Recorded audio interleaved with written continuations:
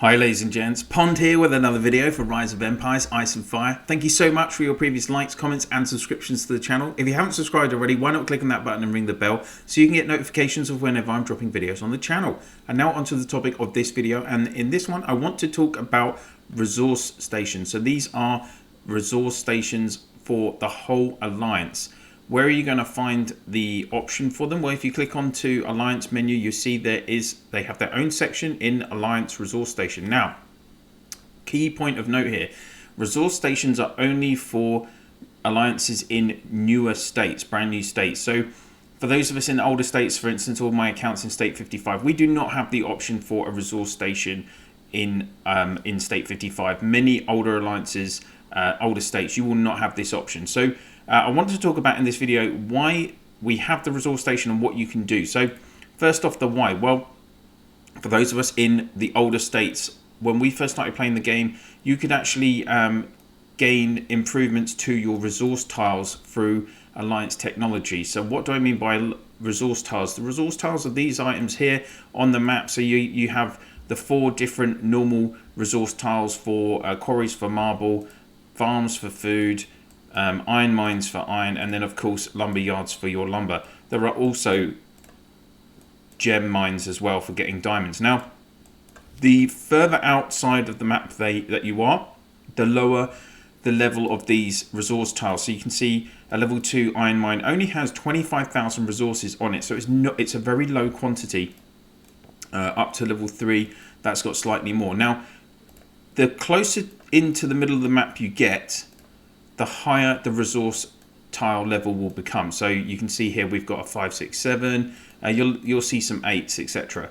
So and even once you get to Emperor stage, then you will get some level 9s if the Emperor chooses it to be an Iron Age, for instance, which is what they can choose. So, but you cannot get level 10 resource plots like you will see in the oldest states. But that's because originally before December 2019, there was a slightly different version of Alliance technology which allowed us to upgrade the resource tiles that our Alliance could use. So players in the game would be able to build a resource station from their own build menu, and they could build a level 10 resource tile, which for instance with iron mines would give you 1.2 million iron. So you'd be able to actually gather for a long period.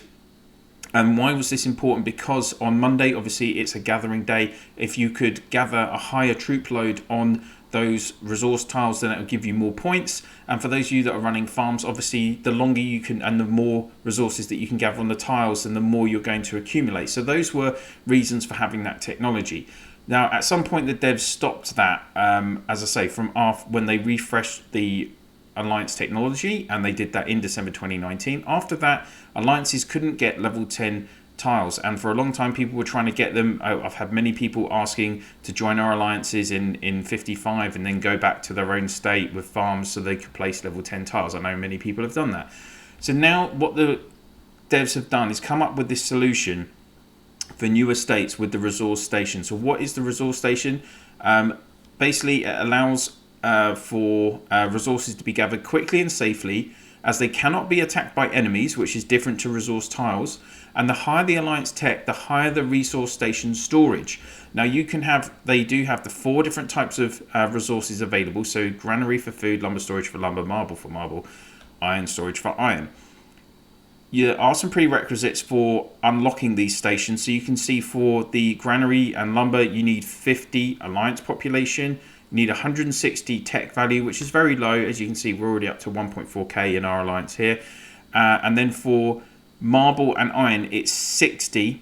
So actually, I can bring that up on the screen here. So you can see it's 60 for alliance population and for both marble and iron. And then it's 260 tech value. And then alliance points, again, very small. It's 50k, 50k, 75k, and then 100k for iron storage.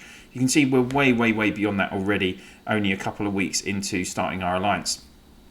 So a couple of things to think about. Only an R4 or an R5 can place a resource station, I believe, and you can only have one at a time. So you have to build it, and it will take time to build. Similar to the Dragon Relic event, if you place this building, then you can send troops to help build it, and the more troops, the more legions that go, the quicker it will get built. Once it's built, you're going to see the menu as it is here. So it says only one alliance resource station can exist at any one time. The one that's been chosen, it will show that it's built and it will show its location. You can click on this alliance on the little marker and it will take you to the storage.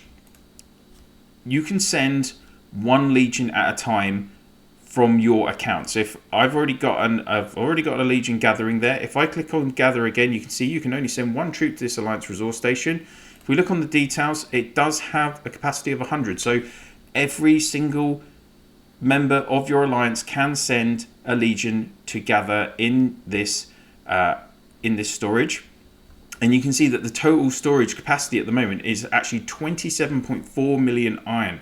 So it's a huge increase on a normal resource tile. So these are quite good, I think, resource stations. I